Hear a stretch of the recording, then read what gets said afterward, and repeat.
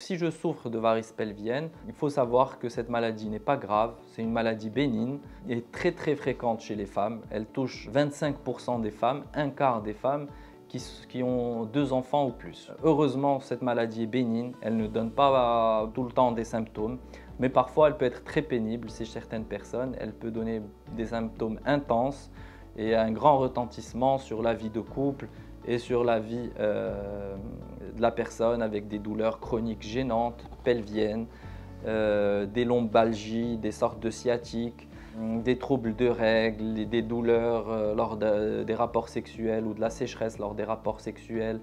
Donc c'est des symptômes qui ressemblent un peu aux symptômes de l'endométriose, c'est un diagnostic différentiel et des fois d'ailleurs ça peut être associé, l'endométriose cause des varices pelviennes.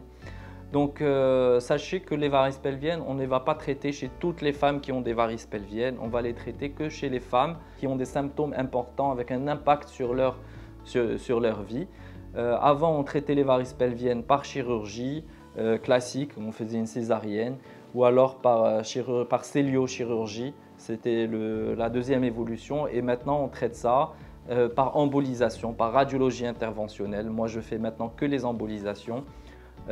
C'est un traitement qui est très peu invasif, c'est juste une piqûre comme un prélèvement sanguin, pas d'anesthésie, vous ne sentez rien et c'est très efficace.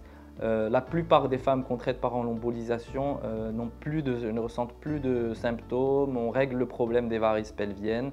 Cette vidéo est assez spécialisée, c'est surtout pour les femmes qui ont des varices pelviennes et qui ne savent pas quoi faire.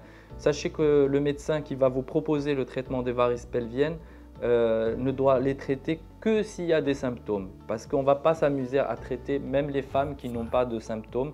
Quelque chose qui n'a pas de symptômes ne demande pas un traitement.